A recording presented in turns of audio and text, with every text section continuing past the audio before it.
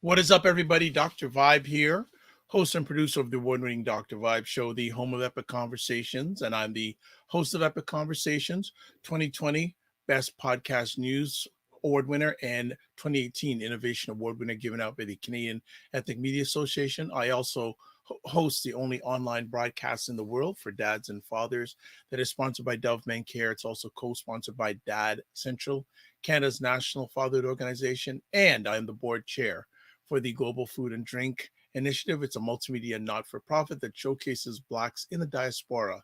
They're doing their thing in food, wine, and travel. We're broadcasting live on July 11th. And another new thing for Dr. Vibe here, as if you may or may not know, almost every Sunday at 5 p.m., we're doing a great conversation called Black Canada Talking.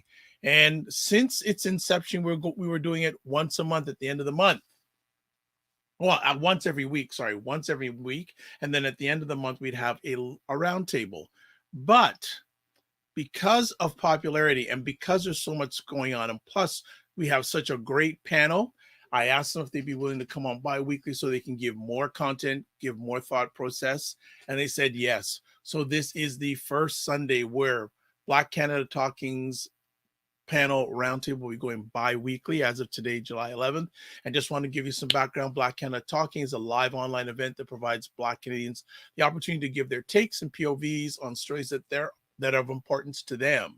So let's bring up our panel for today. First up, we've got Miss Elle Jones. What's going on, Elle Jones? Hi. Well, I got my second shot yesterday, so I'm very tired. Yeah. Like 12 more hours and I'll be great. I'll give it 2 weeks and I'll be like fully vaccinated and I can see my family. So, you just have to ride it out. But yeah, I'm a little under the weather today, but still good to go. Well, thank you so much for taking the time, because I know you could be resting, and I know in the next hour, maximum hour and 15 minutes, you'll be. I'm going back to bed for sure. There we go. Thank you as always. Next up, we have Sarah Youngo from Ottawa. No, Gatineau, sorry. Gatineau, Québec. Gatineau. What's up, Sarah? Bonjour tout le monde. Yeah, it's very sunny here, etc. I'm getting my second shot next Sunday. Thank goodness.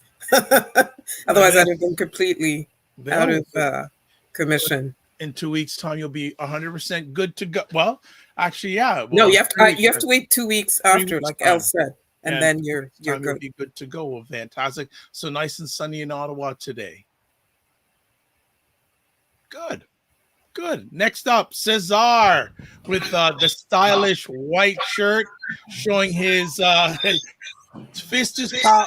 The fist is power, and his body is power. What is up, Cesar? How you doing? My sisters, thank you always for receiving me. Thank you to all of you. I hope all of us, we are doing as best as possible. I'm okay. I'm good. Fatherhood and parenting, second month. So very interesting. Yes, thank you. Beautiful journey. And, at the end of the day, this is what humanity, Pan-Africanism, but really for all of us, and I mean by that, all of us, whether or not you want to have children, it is to always create a better generation. And for that, it requires taking care of the small ones. Salutations to my partner. She helps me a lot, and I do get some sleep, for if anyone wonders.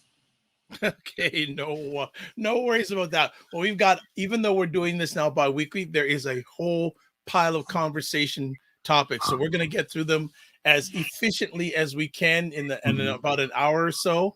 So since we last saw each other, some guy named Bill Cosby got released from prison. What are your thoughts on Mr. Cosby being released on prison? Who wants to go at it first? Okay, I'm outraged. I'm outraged, especially since he got out on a technicality. Like, part of the reason why they let him out was because some sort of verbal agreement was made that enabled them to get the evidence to indict him on something, and that he had been promised that, he'd been promised something. And I guess they didn't live up to their commitment. So I don't know. Like, I just, it doesn't make him it doesn't make him innocent. And it still doesn't address really the issue of this double standard, like justice à deux vitesses, where you get Black men who are accused, often wrongly, by white women often, and end up in jail like that football player. I think he was a high school football player who ended up in jail for 5 years, only for the woman afterwards to admit that, well, no, I lied, that sort of thing. That guy gets to go to jail because he doesn't have the money and he doesn't have the status that Bill Cosby gets. And Bill Cosby gets to get off, not just for the money as well, advancing age, etc., health, etc., etc. There's no justice. America and justice. What an oxymoron. America and justice. Who else wants to comment on that?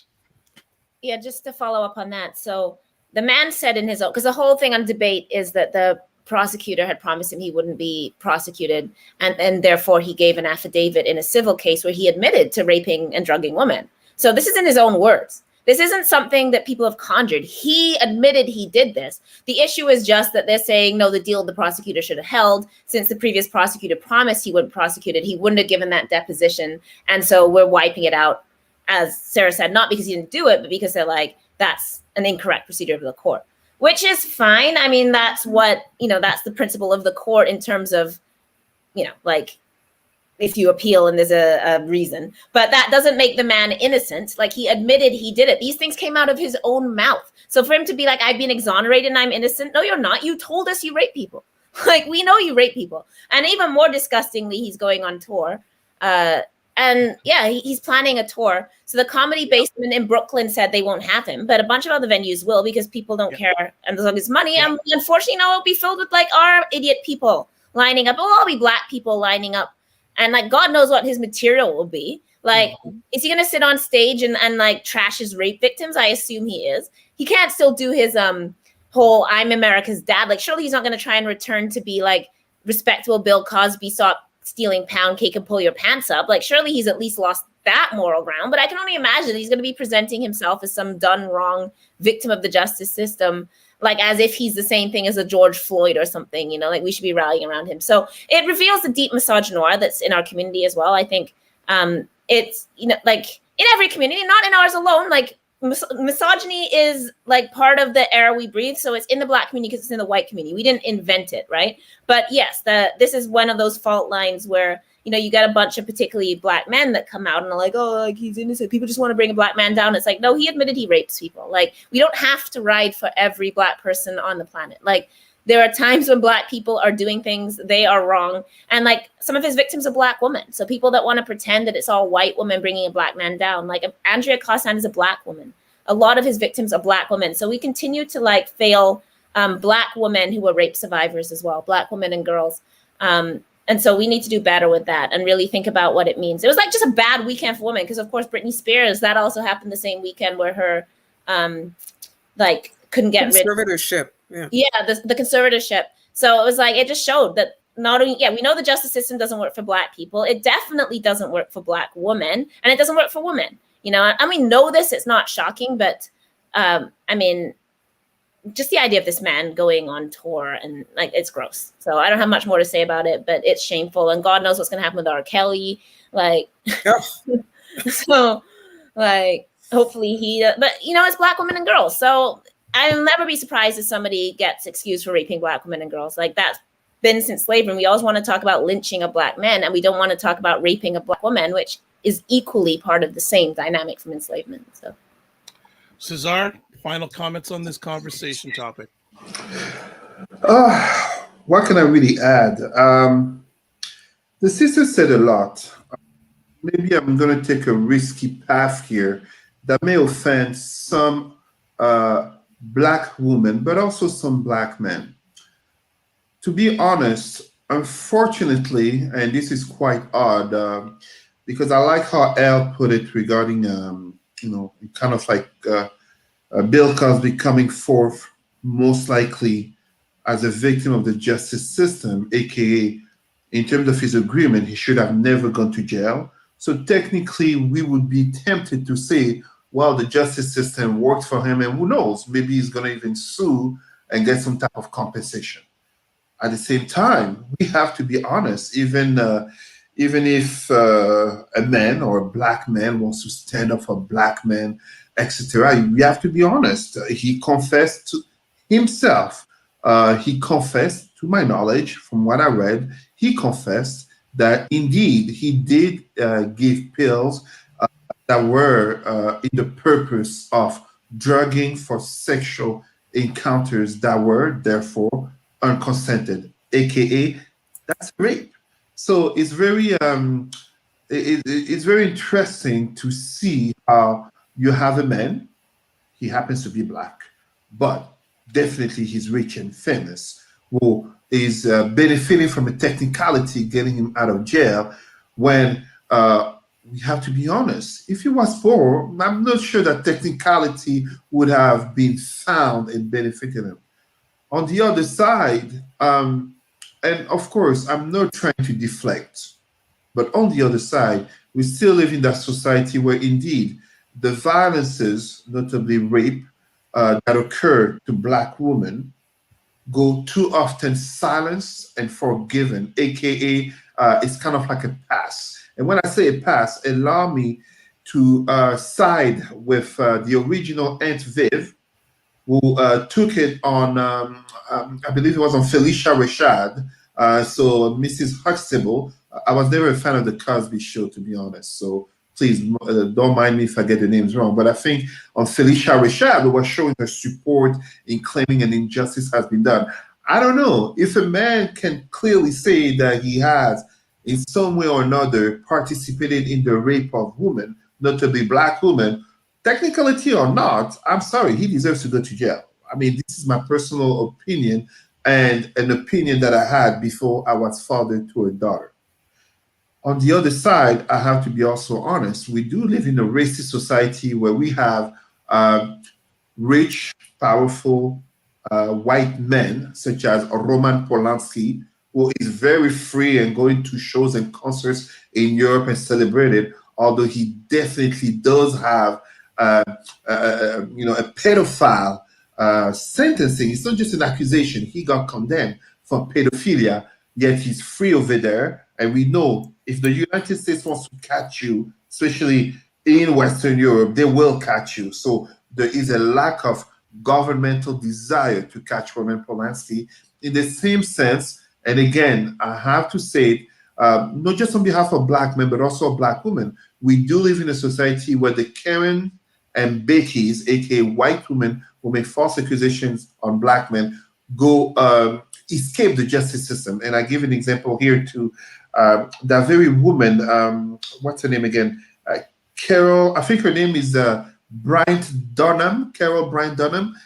That is the white woman who falsely accused Emmett Till back in 1955. So one could say that decades later, she admitted that it was a lie and therefore she shouldn't he shouldn't be brought to justice. But my dear black people, let's be honest. Those Nazis, even when they're in their 90s, they get arrested and brought to justice. So if you ask me, indeed, that technicality that's helping Bill Cosby, it's a shame. It's not a shame because he's a black man. It's a shame when you look at the other circumstances, such as Polanski and Durham white woman. However, and if I would just bring one last point to this, and I think we have to be a little bit honest here. Allow me to take the side of comedian as a co-comedian with Bill Cosby, and it's not that he supported Bill Cosby. I do not know that, but D.L. Hughley made a very good point in terms of whether or not Bill Cosby and R. Kelly should be canceled. Should we separate the artists from the acts? What he said was, canceling Bill Cosby and R. Kelly, the black community, and yet we are here singing the national anthem of the United States, fully knowing that blacks were still held slaves when he was conceived. So I think it's a reflection that we must keep having. And indeed, as Elle said, I very much agree with that. Just because you stand for black people doesn't mean you have to stand for each and every black person, especially if that person is shown to be hurting or causing pain in the black community. The drug dealer, the pimp, the one that everybody knows is a pedophile. And yes, that can be a woman as well. R. Kelly was raped by his older sister. You don't have to stand for each and every black person by default of race. We have to be accountable to our own, and that includes not showing support when we do know XYZ indeed has committed rape by their own admittance. And in that case, I cannot show support to Bill Cosby. I respect that he was a victim of technicality per se, but way more, he is guilty of having raped women, having drugged them knowingly. It wasn't an accident. He didn't just give them a party drug that he was also taking. He knew what the intent in giving that drug was for. So yeah. Okay, well, let's move on to our next conversation topic. What a wild week in Haiti. And someone commented to me last night on a conversation I hosted, can Haiti get a break? Yeah. Who wants to start with the situation in Haiti? Go ahead. Well, because I come from the province with the largest Haitian community in the country and one of the larger Haitian communities in the diaspora, most of my Haitian friends and the Haitian community, whether it's here in Gatineau or in Montreal, there's a lot of sort of resignation, and there's still shock though that it was so brazen. They just broke into his residence in Pétionville, and so few of the assailants ended up shot dead because there is a military history in Haiti. I mean, there have been attempted coups before. There's been an assassination before, okay? Back in the days of the revolution, there was an assassination. But just the brazenness of it all, and then the involvement of all of these foreign mercenaries from Latin America. I mean, that was just, crazy. But myself, I was like, oh, here we go. Here's yet another, tuile qui s'abat sur Haïti. It's another, hard knock for Haiti. And people who have not been following here in Canada will be shocked because they will not have been aware that, inflation and gang violence have been, spiraling, and food and fuel costs have been skyrocketing, and food and fuel have been getting more scarce. And they may not be aware that 60% of Haitians earn less than $2 a day. And Haiti is still in 2021 trying to recover from the 2010 earthquake. Remember all those billions that flowed into Haiti, when the earthquake happened? Well, it didn't trickle down to everybody. It actually didn't trickle down to most of the people who needed it the most in Haiti. Mm-hmm. And of course, after the earthquake, there's that hurricane, Matthew, in 2016, and all the political upheaval that has continued unabated. And recently on our show, Black on Black, actually yesterday, We had my friend Jean-Afrique Haïti, Jean Saint-Ville, who is a Haitian activist, sort of providing, the history of interference, foreign interference, whether it's the United States, Canada. Canada is heavily involved in this. And there's a need to sort of examine, Canada's role in all of this. Like, what are we doing there?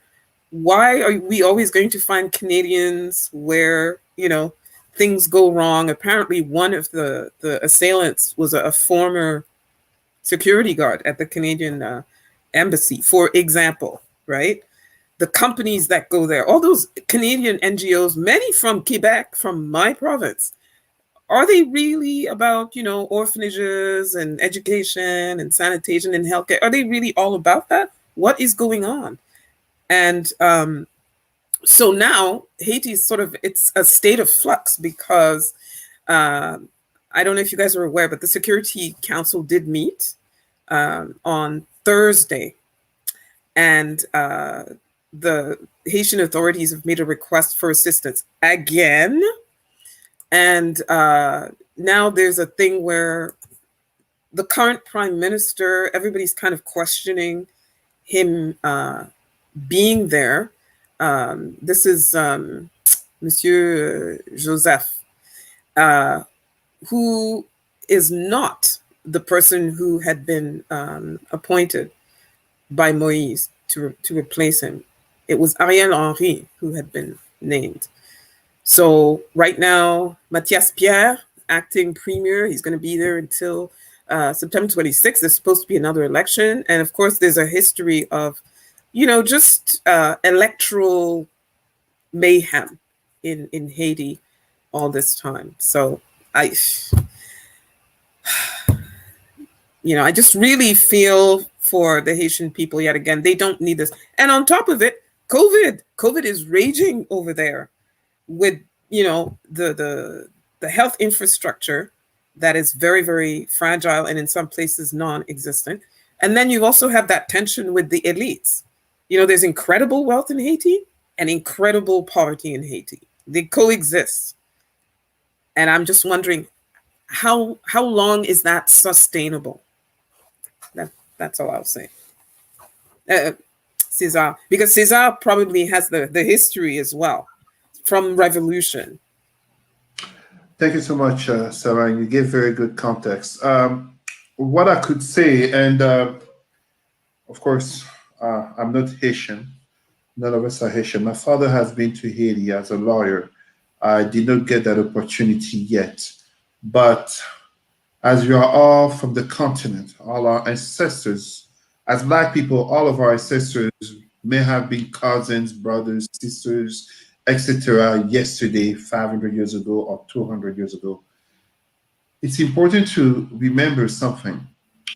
What happened in terms of the Haitian Revolution of 1804, the success was because, I believe in terms of historical data, it is said that 70 to 80% of the enslaved in Haiti at the end of the 18th century, so in terms of the revolution, the enslaved were all born in Africa. So these were not people who were born and raised in terms of slavery. They had a mentality of freedom, that resistance, that desire to fight. When we talk of Toussaint Louverture or we talk of Dessalines, these are all men who were born in Haiti. Even, what's his name, Pétion, who became a king.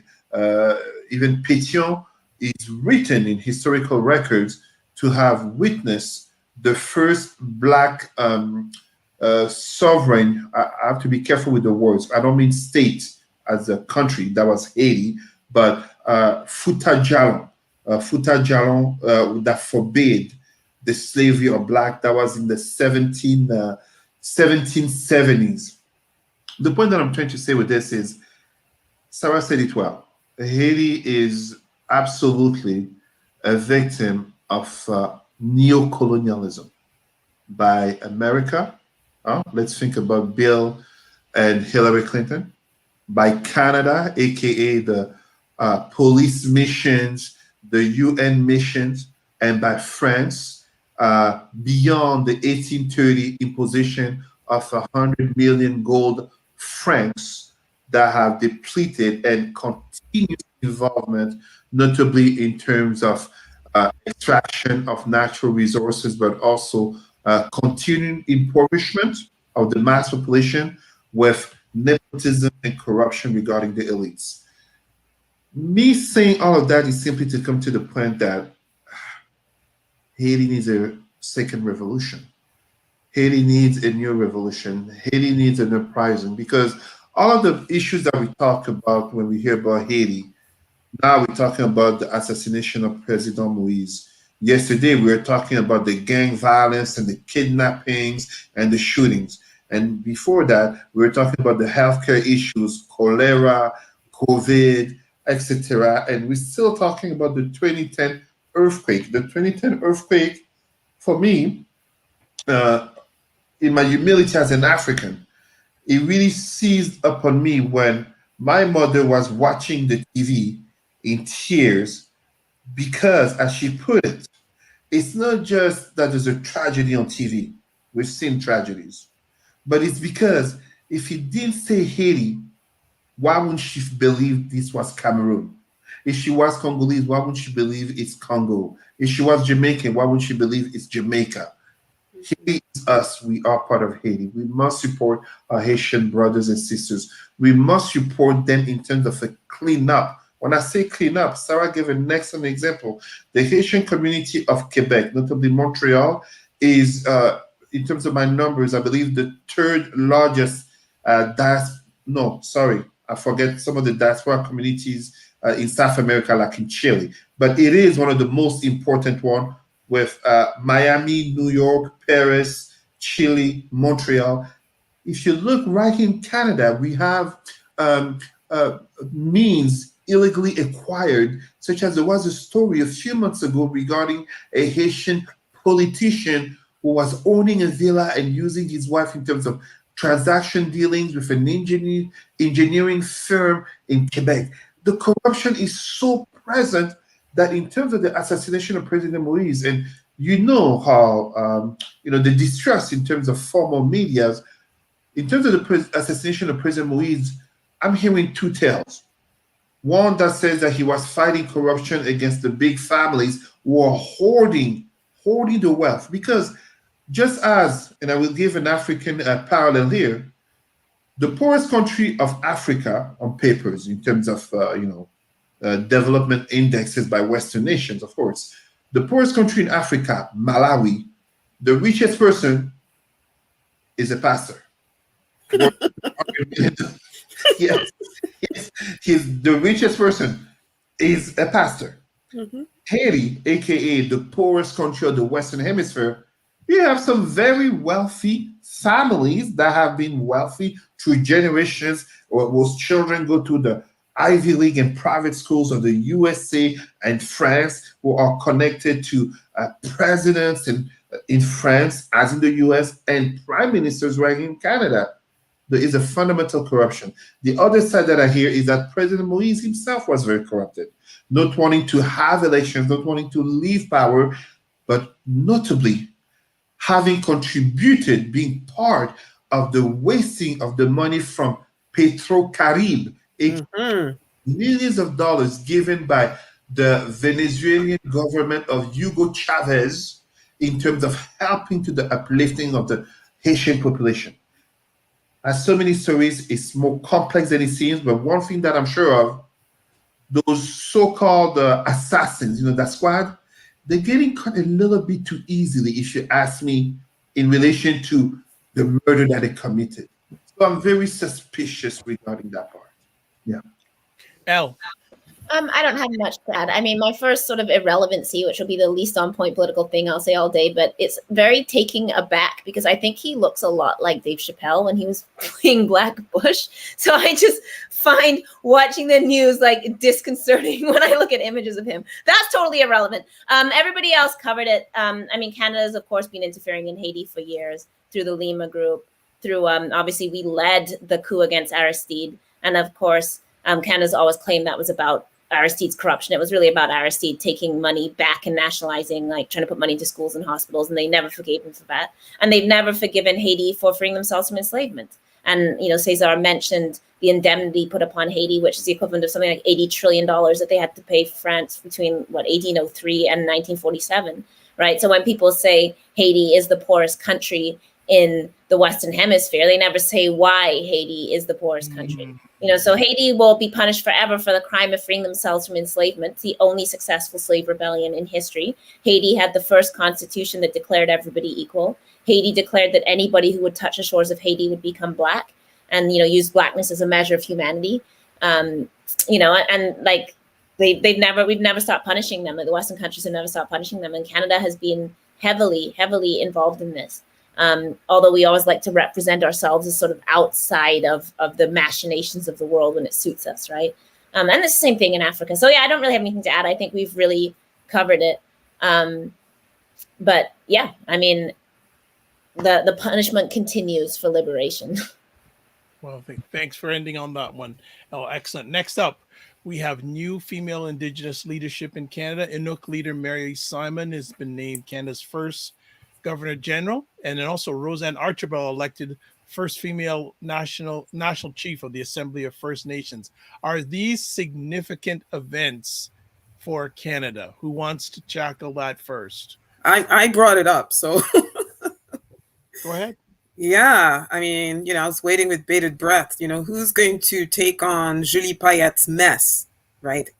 And I had always said to myself, it has to be a person of color, because that's usually who they bring in to clean up a mess.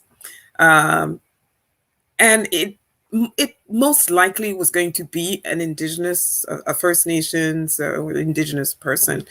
So Mary Simon is quite a decorated activist. She's from Nunavik, and she's from Quebec, my province, even though she doesn't speak French. She used to work in media. She worked for the CBC, Northern Service, in the 70s. She's also been a public servant, working with the Northern Quebec Inuit Association. She played a key role in the Charlottetown Accord negotiations. I don't know if you saw the footage that they showed of her pretty much telling off Trudeau. I don't know if you saw that, but yeah. And also, she's played quite a role in Northern affairs and circumpolar affairs. Specifically, she was Canada's first ambassador for circumpolar affairs from 1994 to 2004, the lead negotiator for the creation of the Arctic Council. She was most likely the first Inuit ambassador, Canadian ambassador to a European country, which was Denmark from 1999 to 2002. And yeah, she becomes the 30th Governor General of Canada. And for me, having her there at this time, because, for our American friends who might not really be following, right now it's all about the unmarked graves that are popping up on land of different residential schools. There's still thousands more to be found. So there's that going on.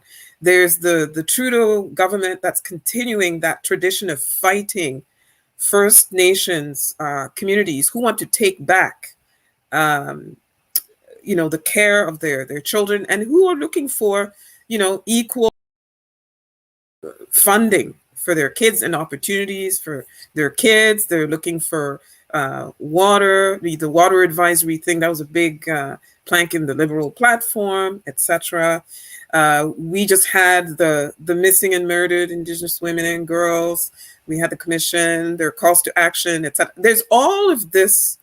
There are all of these issues, and there's all of this momentum around First Nations, Indigenous, Inuit, Métis issues. Actually, all in the same week. The new Governor General is Inuit.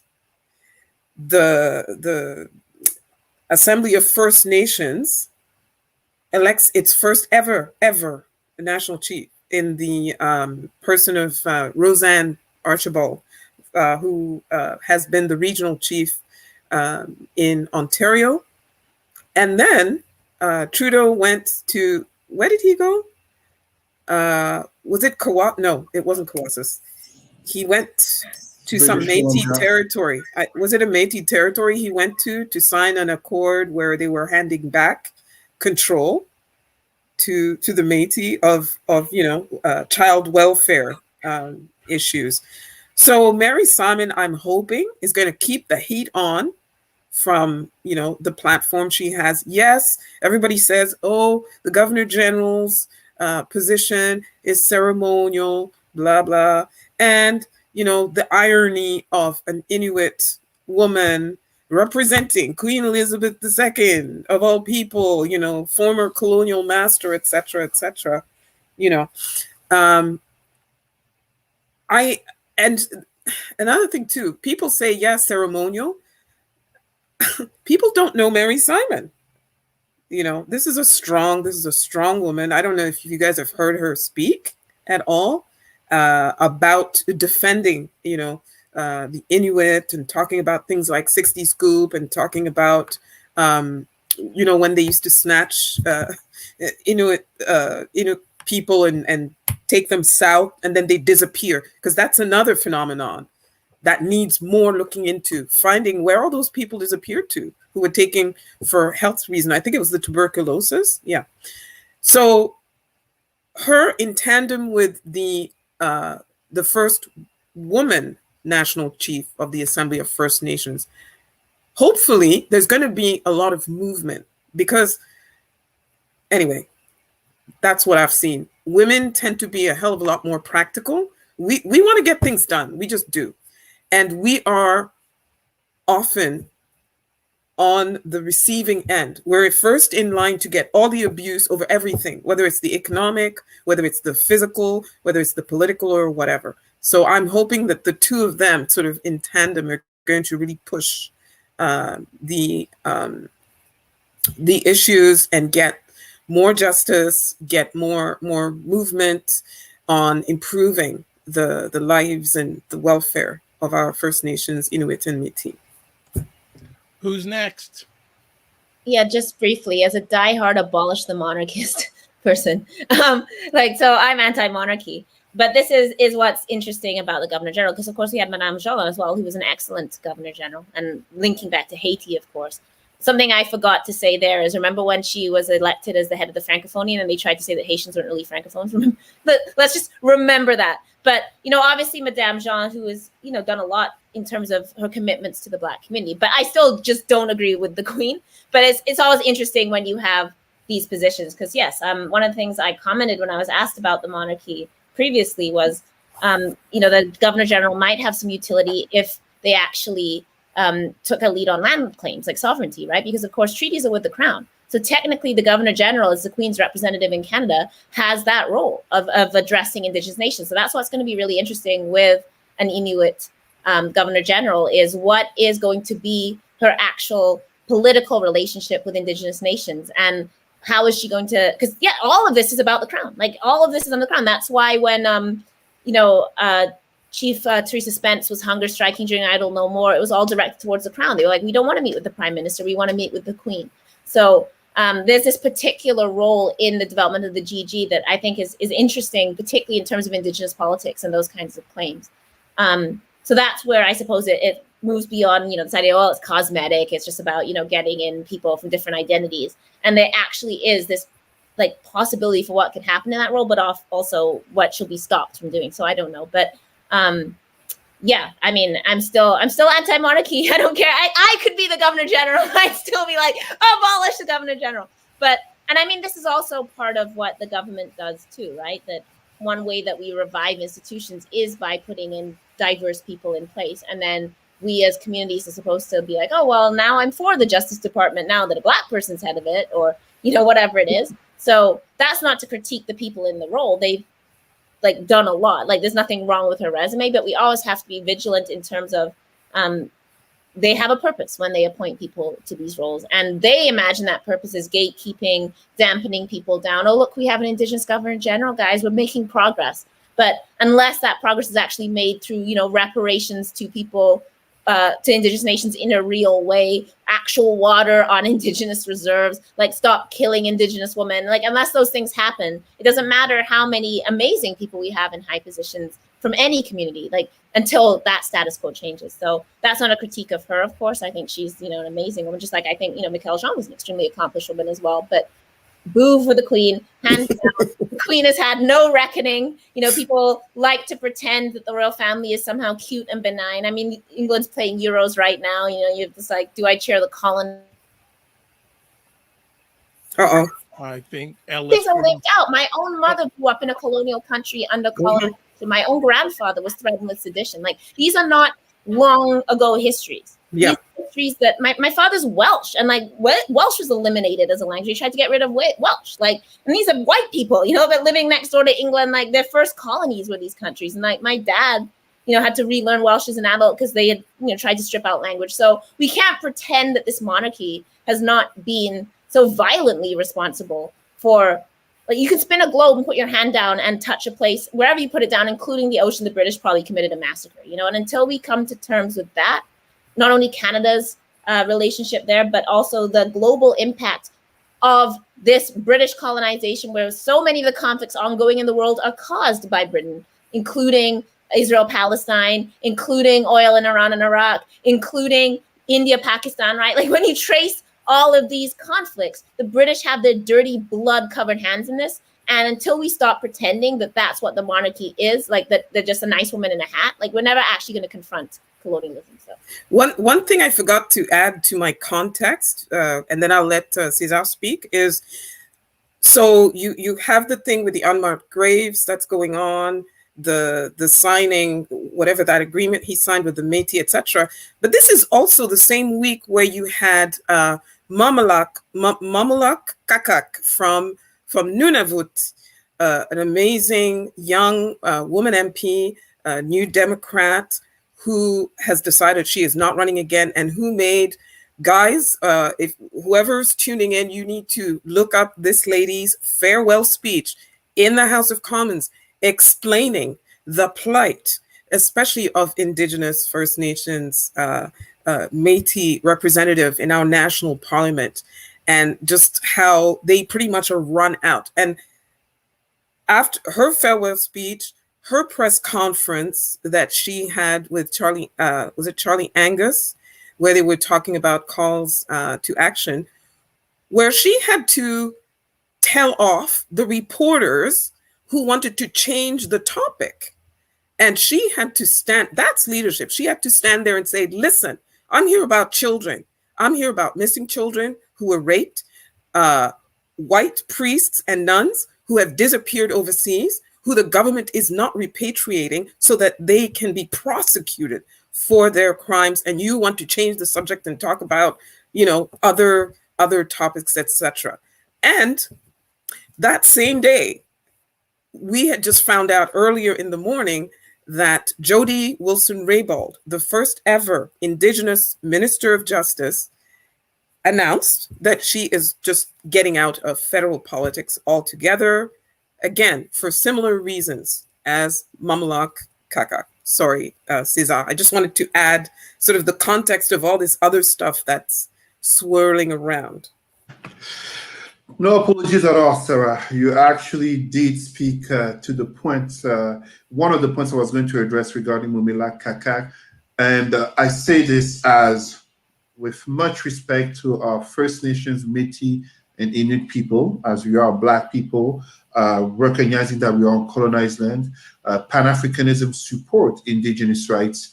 But as a Black person, I very much support what Ms. Kakak is doing, because to be quite honest, and I don't hide my positions regarding Abrahamic religion, I am getting tired of expectations or hopes of an apology from a pope who is very much a hypocrite, by the way. And as such, Mrs. Mumila Kakak is dealing with white supremacy the way it's supposed to be done. Let them know what's up. It's a lawsuit that needs to be taken care of. Regarding Ms. Mary Wilson, Elle basically alluded to what I was going to say. always that trap in which progress for non-white people under white supremacy is to serve the interests of white supremacy. The Governor General is the Queen's representative, aka the Crown, aka when the indigenous community said they want reparations from the Crown, she is not supposed to advocate for the indigenous community. It's a trap.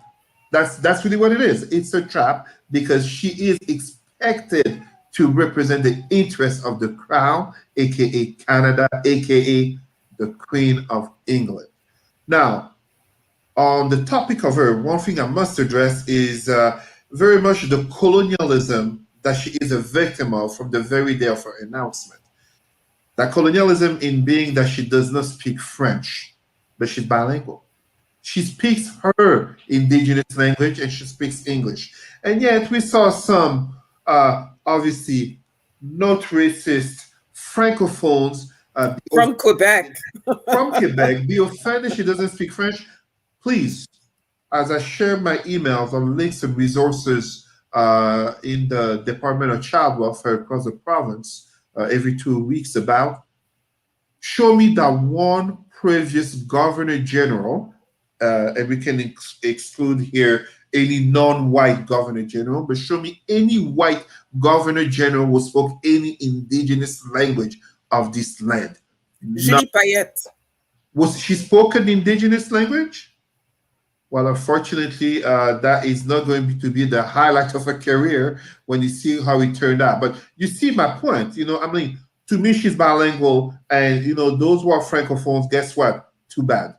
The last thing I'd just like to mention was the fact that, and this was very much in terms of speaking about Mumila Kakak, I just want to remind, as we're speaking here, Governor General representing the Crown, for us as Black people, we need to pay attention to what's going on in Jamaica, as there is a petition that has begun in terms of petitioning for the Queen of England. So it's not just the British government here, the Queen of England, for reparations on slavery. Because indeed, Jamaica being part of the Commonwealth, the Queen of England, Elizabeth II, or whoever replaces her, Charles or William or whoever else, basically become the king of Jamaica. It's an outrage. In the 21st century, it's absolutely an outrage. So that is basically where I stand. Also, they appointed... Elle has something to say, I could tell. I was saying also, Holness got appointed to the Queen's Privy Council. So that's a coincidence, right? So the Prime Minister, Michael Holness was appointed to the... How did I miss that? It's not completely over my head. Appointed to the Queen's Privy Council. So, wow. And I actually hadn't put that together with what you were saying, Cesar, about the reparations letter. So that's convenient, right? The Caribbean has a very developed reparations program, a very developed movement. And isn't it a coincidence? And then they go and put Holness in the Queen's Privy Council. Just, Interesting. All right, let's move on. After tenure controversy, Professor Nicole Hannah-Jones, the lady behind the 1619 project in the U.S., says she's going to join Howard. Yep. My dad's alma mater. Yeah. Instead of going to the University of North Carolina. Any comments on Miss Hannah-Jones giving the snub to UNC? Hallelujah. Hallelujah. Because they thought they were going to punish a sister, who went through the process like everybody else, put together a kick-ass tenure package, went through, the process. They put her on hold. And in fact, it may turn out to be a blessing in disguise, because she's going to Howard to be a tenured member of the faculty at the Cathy Hughes School of Communications. And Dr. Vibe, I'm sure you know who Cathy Hughes is, who is a broadcasting trailblazer. She also went on a morning show anchored by a Black woman and announced her decision to a Black woman. Okay? So these UNC people are waking up and seeing this on CBS News. There was also a statement that was released at the same time through the NAACP. And Nicole Hannah-Jones is also going to be joined by none other than Ta-Nehisi Coates, which is completely awesome. And so Ms. Hannah Jones is going to be at the Center for Journalism and Democracy. And what she's going to do there is pretty much going to change the way journalism is done, because, they're going to develop brilliant Black journalists like herself and Ta-Nehisi Coates, who have those investigative skills, who can go out there and tell the stories that need to be told, that are, even when they're told, they're not being told properly. And she is an alumna of UNC, so it wasn't easy for her to say, no, we're not doing this. So I read the 3 reasons that she gave for her decision. The deadline that was missed by UNC. They were dallying and not getting back to her. The criticism from the big donor who was funding the chair that she was going to occupy, and the way the student protesters were treated when they went to that the meeting and refused to leave. So no, I mean, good for her. And I just, only good things can come out of this, really, only good things. And I'm going to let Elle talk about what Ms. Hannah Jones talked about, the experience of being a Black person and a Black woman in these ivory towers in academia. Well, yeah, I was going to say that the power of the donors increasingly in the neoliberal university, obviously, as public resources are stripped, then all these rich people, and this is U of T with the Azarova firing, right, with the Center of Human Rights, where Justice Spiro got involved and was like, I'm a big donor and I don't want you to hire this person that speaks out about the rights of Palestinians. And then the dean went and basically got rid of the hire. And it's very similar what happened with Ms. Hannah Jones, right, where the biggest donor basically got involved and didn't like the 1619 project and, all of that right-wing smear. I mean, I wouldn't want to be teaching in American university right now with all this critical race theory stuff. I mean, the University of Nebraska just tried to pass a resolution banning critical race theory from the classroom. So I can't imagine being a Black professor in the States right now and like having white students in your classes literally surveying you, probably like writing down every time you say the word race to report that you're teaching critical race theory. Like, it's terrorism. It's awful. Like, I already worry about that here. And, I've never actually it's always been fine. But, like this idea as this has been whipped up, like the teaching of critical race theory is being whipped up into this cultural war. Like, I wouldn't want to be a prof in any of these universities except like Howard. So there's that piece. But yeah, I mean, universities, this is not new that they strip our labor from us. I spent years in a temporary job, not good enough to teach tenure, but somehow good enough to teach in every classroom. Somehow, good enough to come in and teach your creative writing classes and then get back 50 student reviews saying this is the greatest class you ever had. Why isn't this person teaching us? But never good enough to get the job, right? So part of this is also they want you desperate. They want you wanting. They're holding out these jobs that are like gold, like tenure jobs. And then you're supposed to just be grateful and, do what they want you to do. And so she showed the politics of refusal, much like Naomi Osaka walking away from the French Open and Wimbledon and, tennis in general. So we're also seeing, I think, a reviving politics of Black women just saying no and being like, I don't have to scrub your floor. I'm not your maid. I don't have to be grateful for what you're going to give me. You don't get to dangle me on a string for years or months or whatever it is, and then think I'm going to be grateful when you decide to see me as a human being. Like, I actually have brilliance and skills that matter to my community. And, I can like live with that. Right. So I think, yeah, we can also put that with Naomi Osaka walking away, with like even Sha'Carri and her kind of response, Sha'Carri Richardson, who's like, just kind of like, yeah, y'all perfect. Like, I'm not going to be ashamed of who I am. I'm going to keep living my life. I'm going to keep running. So we're seeing, I think, a lot of Black women just claiming this kind of space in public, this space of power that we've never been allowed. We've always had to be humble in public. We've always had to be, oh, I'm so grateful. Oh, and like Black women that are now being like, I'm not grateful. You owe me. You're taking from me. You need me. And like, I can go anywhere. So you want to, you think that I need UNC, I can go to Howard. So, and also, of course, bringing back up the profile of Howard, which, had such a huge platform in the 90s. And then obviously, Black colleges had been dropping and now are being revived also, as Black students are also investing themselves and saying, I don't want to go to the Ivy League where the cops are going to be called on me when I'm sleeping in the lounge. I want to go to Howard, right? So yeah, I think also we're seeing the revival of the HBCUs now. And like that they are now pulling the faculty that used to go to Harvard, that used to go to Yale, that used to go into the white institutions, and now are going into our own institutions. So that's going to be interesting to see. So yeah, but all Black women, all young Black people, I mean, like, it's a lesson in negotiating too, right? Like these places don't love you. Like, don't be loyal to them. They don't love you. They'll throw you out in the garbage as soon as it suits them. So like, get your own and stand on that. Cesar, anything you want to add? Not much that I want to add other than one little thing.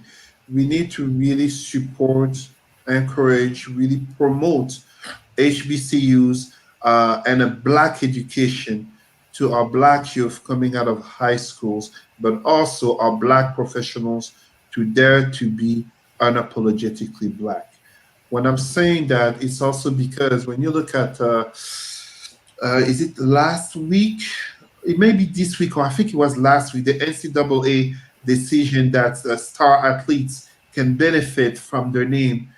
All athletes, not just star athletes, all of them. All of them. Well, to be honest, when we look at, for example, NCAA basketball, which is what I follow in terms of March Madness, most of these schools are white-owned schools that get some of our talented young players.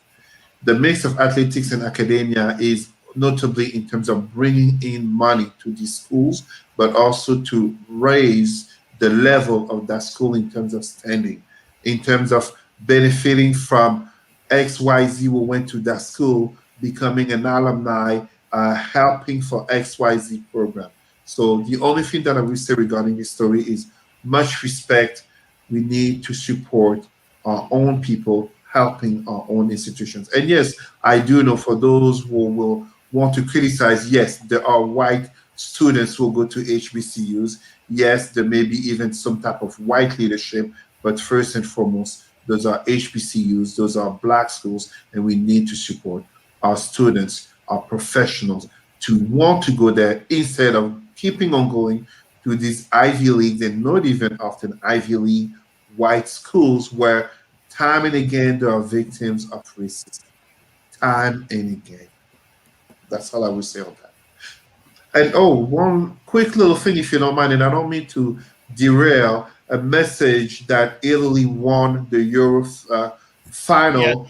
Yes, they did. 3-2 in a shootout. I will assume that Al Jones probably jinxed England with a comment on the monarchy because it turns out that my friends informed me that all three Black players who took a penalty kick, they all missed. So on a more serious note, expect a rise of online racism. Oh boy! Last week, was it last week? Monday, just as happened Monday when Mbappe missed the penalty kick for France. So here, all three Black players, all three of them. So yeah, because the thing is, England scored on their first two shots. And Italy scored on their first one, did not score on their second. So that just heightens. So keep an eye on social media. That's going to be fun. Well, we got two more quick stories to get in right quick. First of all, we got COVID in Africa. I know Cesar, you wanted to have a quick comment on that, COVID in Africa. Yes, I just wanted to take a quick moment. As last show, 2 weeks ago, I reminded our Black people to keep Brazil in the thoughts, to educate themselves, to look it up in terms of the rise of COVID in Brazil. Here, I'm talking in terms of Africa and giving an example regarding the country of Uganda, where there has been an extreme spike in terms of COVID cases, but also deaths. And it's really tragic when we look at a country that technically should be richer than it is. The president led by, let's call it what it is in Africa, president/dictator Museveni. And the failure of infrastructures is leading to unnecessary deaths. Allow me to say this. Of course, I am not a medical professional, but as a Pan-Africanist, I know very well one thing. as I was giving the example of Malawi, which has one of the highest HIV cases, aka about 10% of the population, so of the adult population. So you can imagine what COVID can do as damage over there, and yet the richest man of the country is a pastor. We can easily understand that there is a fundamental problem in African countries where you have president dictators and the family who are billionaires, and yet we have crumbling hospitals. We have a lack of so much of everything and anything that a pandemic such as COVID just leads to further and further death. It's tragic. When I say it's tragic, I had raised a quick pop-up, and if you just see that all the way to 69% of cases since June have been reported. Sorry, have been reported since June 3rd. It's very tragic. I have a friend over there, Mary Ichode, and others in Uganda who are working there, who made me aware, and I'm just basically being the messenger for those who are on the ground. No credit to myself, but yes, my friends, COVID, we can talk about the white conspiracy and everything, but no, COVID kills Black people as well. So if you have family in Africa, if you have family in the Caribbean, we were talking about Haiti, please, please, please get that COVID vaccine. Yes, it's a vaccine. Just like any vaccine, there may be complications in less than 1% of people who will take it. It's human, it's life, but please be safe. I had my second vaccine shot, my partner and I, on Monday. So yes, I'm still alive, I'm here, I'm very well, no second effects. So please, please, please, my thoughts regarding COVID to Uganda, to Haiti, to Brazil, and all of our Black communities as in Montreal, Toronto, NYC, etc. Thank you. Yes, and speaking of Uganda, I'd like to thank Nicole Waldron because she brought up Tanzania. You know, the East African region, I'm from Kenya. I'm actually from Lake Victoria, and Uganda is, we can see Uganda from where we are. Like, you know, it's right across. And it's all one same sort of ecosystem because there's a lot of trade and travel, you know, between countries, etc. We're going through the same thing in that part of Kenya specifically, with really, really the worst hit. But I just wanted to quickly give that World Health Organization aspect as well, because they say that new cases on the African continent have been increasing for 7 weeks straight and risen an average of 28% week on week over the past month. Okay, this is the Africa Centers for Disease Control, and more than 251,000 new cases were recorded in the week ending July 4th, and we are we're in the middle of a third wave, which is gaining speed. Yeah. I'm sorry, Sarah. I was just going to say they had a special session. Yeah. I forget the lady's name, but they had a special session of Africa CD, this African version of the CDC. Yeah. I think it was last week, in which they were saying, "Hey, this is serious. This is not." No, this is what I've just been quoting: the African Centers for Disease Control and Prevention, right? And like you said, you know, the worst hit countries with this third wave: Senegal, Malawi, Uganda, DRC, Namibia, Zambia, Rwanda, and Tunisia. And Rwanda is an interesting story because Rwanda, they did the right thing originally. Kagame had the curfew thing in place, the curfew, the stay in place, the testing. They had all of that, and they opened slowly. And now, look where they are. We shouldn't be shocked. Like I said, that entire region is interconnected. There's a lot of movement between the DRC, Uganda, and Kenya and Tanzania. We also have refugee populations that everybody has forgotten about, okay?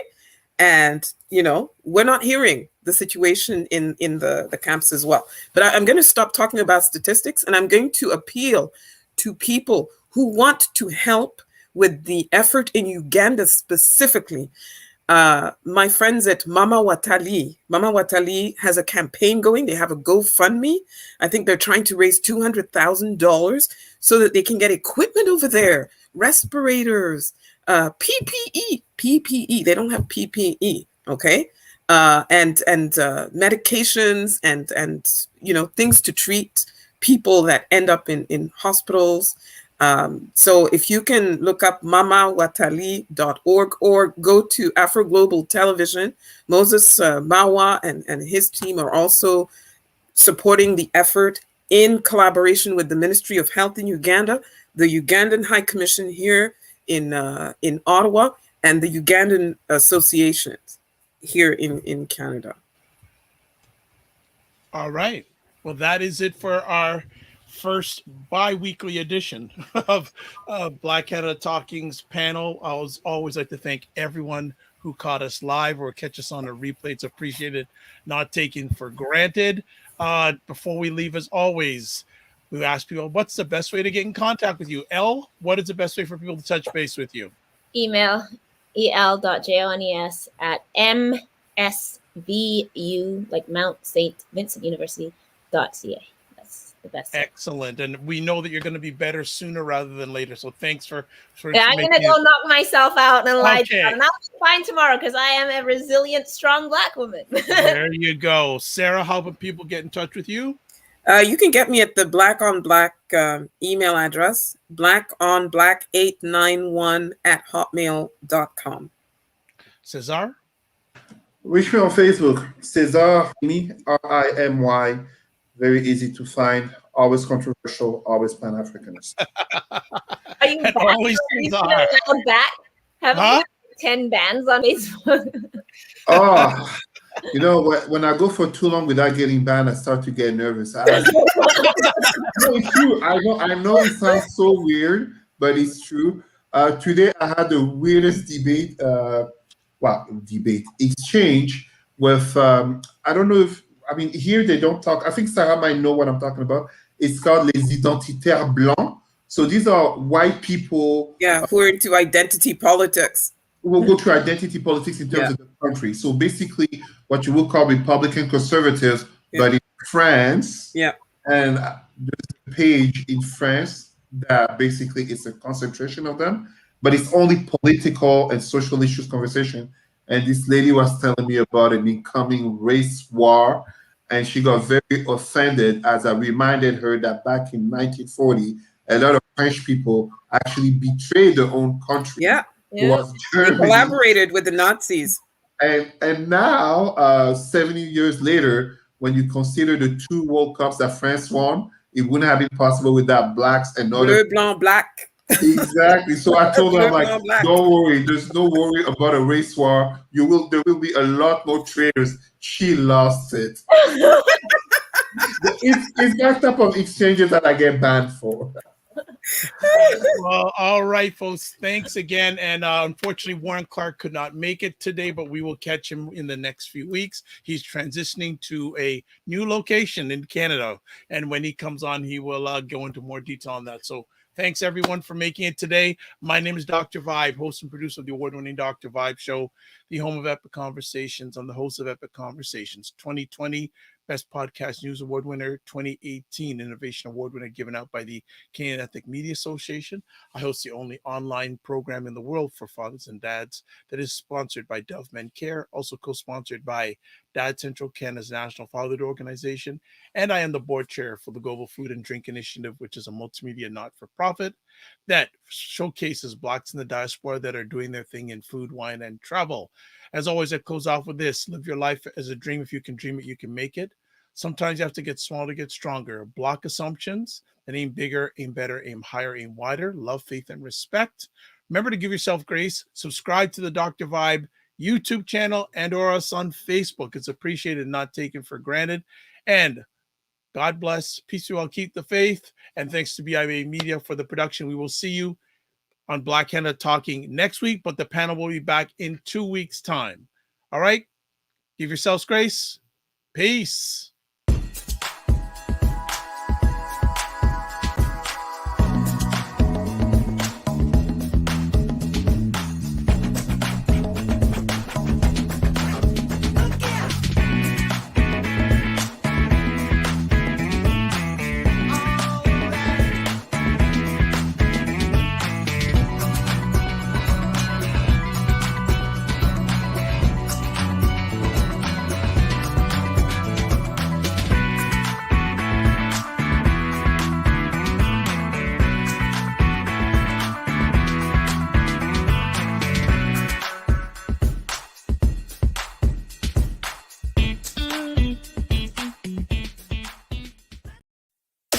Bye.